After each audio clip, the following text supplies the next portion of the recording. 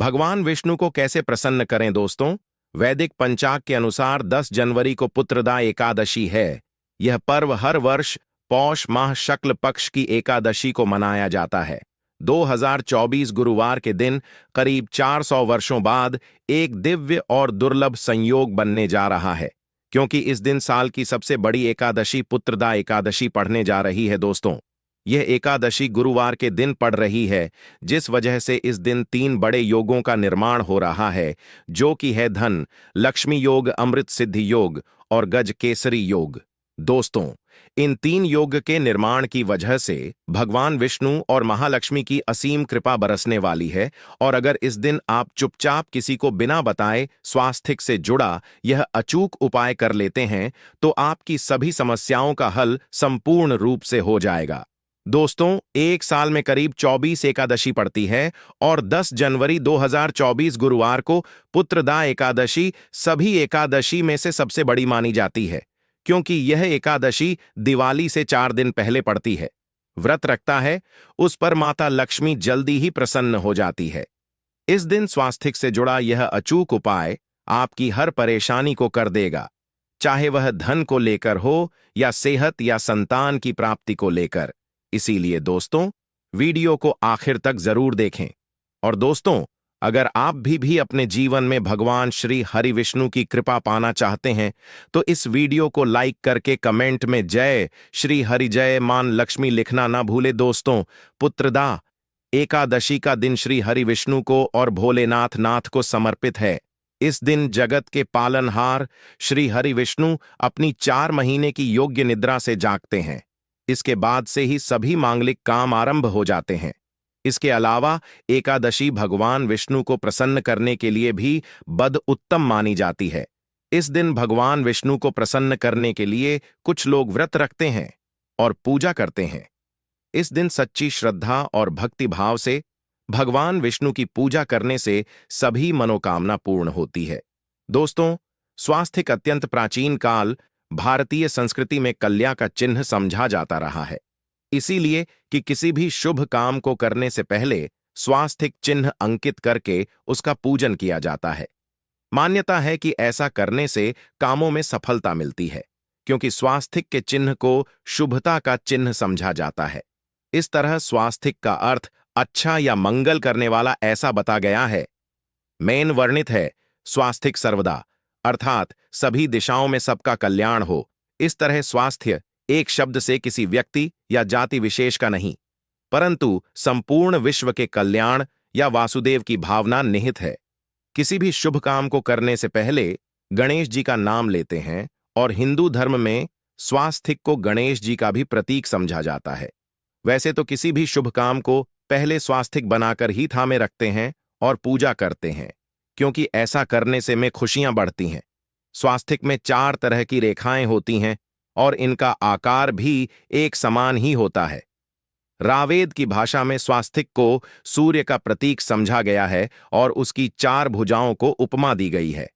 पौराणिक मान्यता है कि 4 दिशाओं यानी पूर्व, पश्चिम, उत्तर, दक्षिण की ओर यह 4 भुजाएं इशारा करती हैं, और हिंदू धर्म में इनको 4 वेदों से जोड़कर भी कहा जाता है, यानी ऋग्वेद, यजुर्वेद, अथर्ववेद और सावेद। स्वास्थ्य की 4 रेखा सृष्टि से रचनाकार भगवान ब्रह्मा के 4 सिरों को दर्शाती हैं, और 4 पुरुषार्थ यानी 4 आश्रम, 4 लोग, 4 देव यानी ब्रह्मा, विष्णु, महेश और गणेश की तुलना भी की गई है।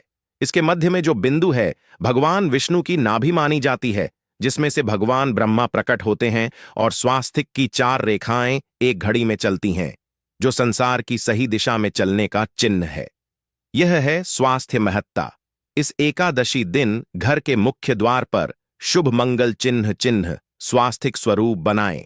आप चावल और कुमकुम की सहायता से बना सकते हैं, चावल और हल्दी के घोल से बना सकते हैं, या फिर कुमकुम या सिंदूर और घी, सिंदूर और तेल मिलाकर रखे भी बना सकते हैं। ऐसा करने से वास्तु दोष दूर हो जाता है। इससे मनोकामना हो की पूर्ति हो जाती, घर से क्लेश, कलह, बेचैनी दूर हो जाती है। तंत्र मंत्र क्रिया से भी रक्षा होती है। इसे शुभ काम के पहले अंकित किया जाता है, क्योंकि स्वास्थ्य को मान, सम्मान, सफलता और उन्नति का प्रतीक समझा जाता है। है उपाय अलग होते हैं।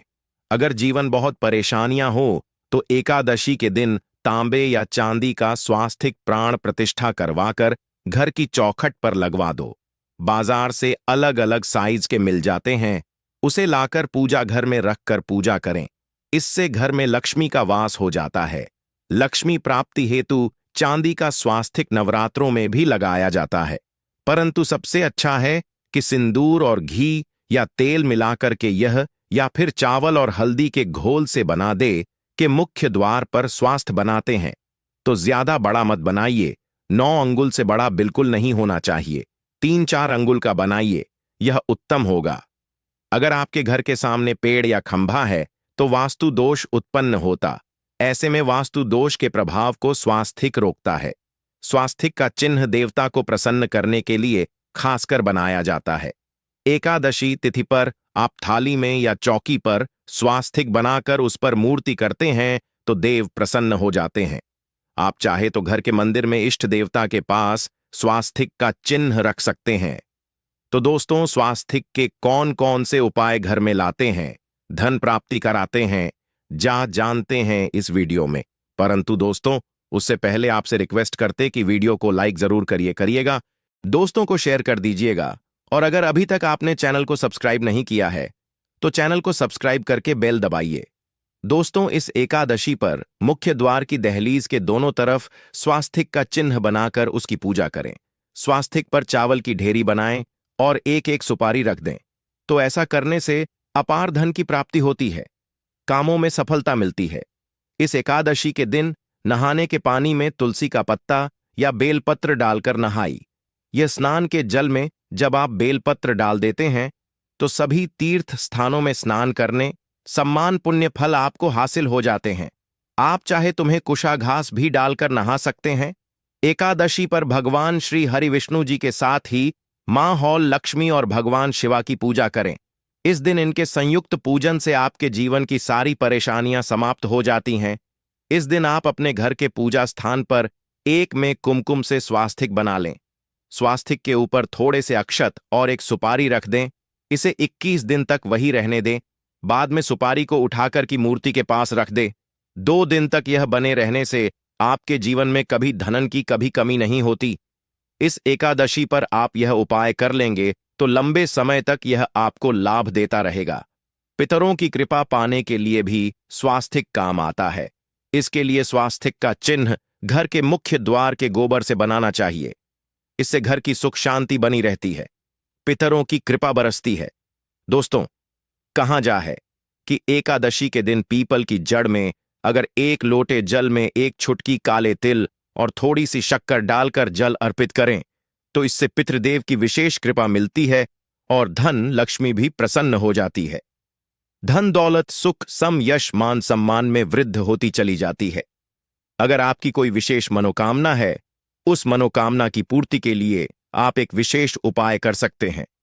दोस्तों, कई बार लंबे समय तक हम किसी मनोकामना को लेकर चलते हैं, अनेक प्रयासों बाद भी पूर्ण नहीं हो पाती। ऐसे में एकादशी के दिन आप आसपास के किसी भी मंदिर में जाकर मंदिर की दीवार पर सिंदूर से उल्टा स्वास्तिक बना दें। मनोकामना पूर्ति की प्रार्थना भगवान से करें, जरूर पूर्ण हो जाएगी। और जब आपकी मन्नत पूरी हो जाए तब जाकर वहीं पर सीधा स्वास्तिक बना दें और भगवान को धन्यवाद दें। इस एकादशी पर भगवान श्री हरि की पूजा करेंगे तो उन्हें 2 हल्दी की गांठें जरूर अर्पित की और बाद में हल्दी की गांठ को पो कपड़े में लपेटकर तिजोरी में रख दें। आपने पहले भी हल्दी की गांठें रखी हो ई है तो उसको ही पूजक वापस रख दे। दोस्तों, एकादशी पर विष्णु जी की पूजा में उन्हें केसर कमल का पुष्प के लिए गेंदे का फूल अर्पित करें। जिस थाल को आप गन्ने से बजाएंगे उस थाल में भी सिंदूर से एक स्वास्तिक का चिन्ह जरूर बना लें। उस स्वास्तिक के दोनों तरफ 2 खड़ी रेखाएं भी बनाएं। फिर उस थाली को हुए प्रभु को जगाए मंगलाचार की यह स्वास्तिक का चिन्ह आपके जीवन की सारी परेशानी को दूर करेगा। जीवन में खुशी। इस एकादशी के दिन विशेष मंत्र का जाप जरूर करें। आप मंत्र का जाप कर सकते हैं या फिर विष्णु जी के महामंत्र ओम नमो भगवते वासुदेव देवाय का, इसमें से किसी भी एक मंत्र का जाप कर सकते हैं। जो भी मंत्र आसान लगे उसका जाप कर ले। इस एकादशी के दिन अपनी मनोकामना की पूर्ति के लिए यह उपाय कर सकते हैं। आप तुल में जब अर्पित करेंगे तब एक लोटे में जल लेकर कर उसमें छुटकी हल्दी, 2-4 बूंदे दूध, थोड़ी सी मिश्री और एक छुटकी अक्षर डालकर ही अर्पित करें और शाम के समय तुलसी के समक्ष घी का दीपक जलाएं। इस दीपक में एक का रख दें और बाद में इस सिक्के को उठाकर संभाल के रखें। तुलसी को विष्णु प्रिय भी कहते हैं, इसीलिए देवता जब जागते हैं तो सबसे पहले प्रार्थना तुलसी की सुनते हैं। वैसे यह सिक्का रोज के दीपक में भी आप डालकर दीपक जला सकते हैं। ऐसा करने से सस का सिद्ध हो जाएगा। फिर जब भी महत्वपूर्ण काम से आप घर से बाहर हैं तो इस सिक्के को साथ में रखकर निकले, आपको काम में सिद्ध जरूर हासिल मिलेगी। इस दिन दीपक का उपाय जरूर ही करें। एक दीपक घर के मुख्य द्वार पर अंदर की तरफ से या फिर पास के किसी मंदिर में एक दीपक, तुलसी के नीचे एक दीपक अपने घर के पूजा स्थान पर इस दिन जरूर जलाए। पूज के बाद जरूर करें। आरती की थाल में कुमकुम से स्वास्तिक बनाकर उस पर फूलों की पंखुड़ी और तो अक्षत रखकर फिर दीपक जलाकर प्रभु की आरती करें, सर्वोत्तम होगा। परंतु याद रखें कि भगवान श्री हरि विष्णु को अक्षत अर्पित नहीं किए जाते, मां लक्ष्मी को अर्पित किए जाते हैं। अगर विष्णु जी को अर्पित करना चाहते हैं तो हल्दी से रंगाकर रर पीले अक्षत अर्पित करें। तो दोस्तों, विधि विधान से इस दिन पूजा आराधना करें, स्वास्तिक के उपाय जरूर करें और विष्णु जी के साथ ही शिवाजी और माता लक्ष्मी की असीम कृपा पाको बनाएं। दोस्तों, भगवान विष्णु की कृपा के लिए इस एकादशी के दिन स्नान करते समय पानी में एक छुटकी हल्दी डाल लें। इसके बाद स्नान करें और पीले रंग के वस्त्र धारण करके भगवान विष्णु की विधि विधान से साधना करें। इस एकादशी के दिन श्री हारिका सबसे पहले गाय के दूध से और फिर शंख में गंगाजल भरकर स्नान करा। इसके बाद उन्हें पीले रंग के वस्त्र अर्पित कर मानता कि इस एकादशी के दिन ऐसा करने से भगवान विष्णु का विशेष आशीर्वाद हासिल होता है। इस एकादशी के दिन भगवान विष्णु की पूजा करते समय उन्हें केसर अथवा पीले चंदन या हल्दी का तिलक लगाए। साथ ही साथ भगवान विष्णु के प्रिय पीले रंग के फूल और पीले फल चढ़ाए। मान्यता है कि इस उपाय को करने से भगवान विष्णु शीघ्र ही प्रसन्न होकर भक्तों को मनचाहा आशीर्वाद देते हैं। आपके नजदीक भगवान विष्णु का मरना हो तो आप भगवान विष्णु के अवतार भगवान श्री कृष्ण की मूर्ति की भी पूजा करके इस एकादशी का पुण्य फल हासिल करें। ईश्वर की साधना आराधना में मंत्र जप का विशेष महत्व होता है। ऐसे में राम दरबार की तस्वीर अपने घर में लेकर आए और श्री राम दरबार की तस्वीर का पूजन करें, या उनकी मूर्ति या उनसे जुड़ी किसी तरह की कोई चीज आपके पास है तो आप उनका पूजन करें।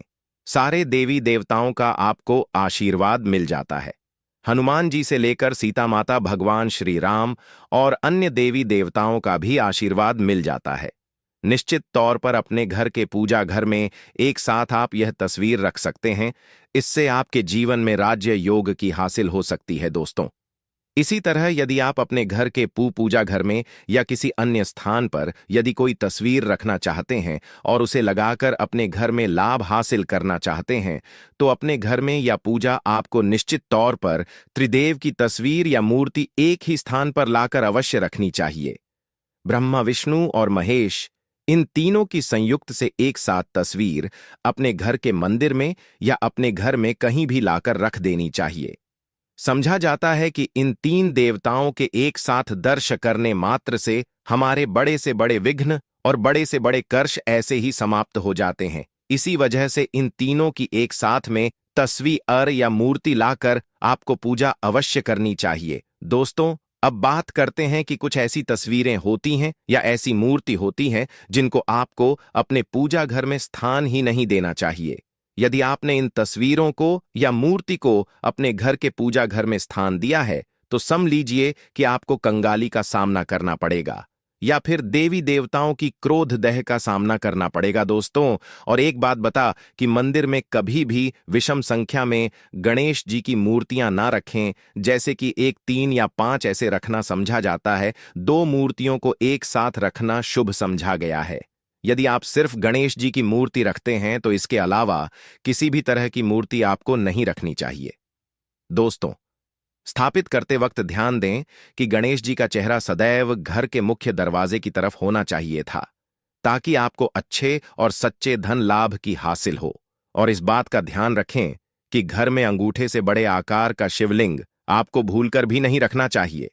सदैव एक छोटा सा शिवलिंग रखें और इससे ज्यादा शिवलिंग नहीं रखने चाहिए।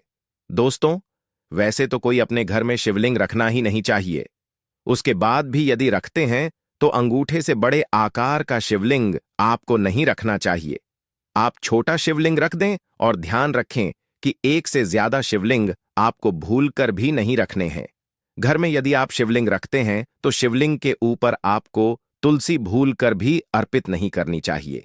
यदि आपने शिवलिंग रख लिया है और उस पर तुलसी अर्पण कर दी तो देवी देवताओं के का आपको सामना करना पड़े। दोस्तों, मंदिर में यदि आप जी की तस्वीर रखना चाहते हैं, आप हनुमान जी के अनन्य भक्त हैं, तो बैठे हुए हनुमान जी की मूर्ति ही रखें। उन्हें शी का 10 रुद्र अवतार समझा जाता है, इसलिए उनकी भी शिवलिंग की तरह ही मूर्ति रखें।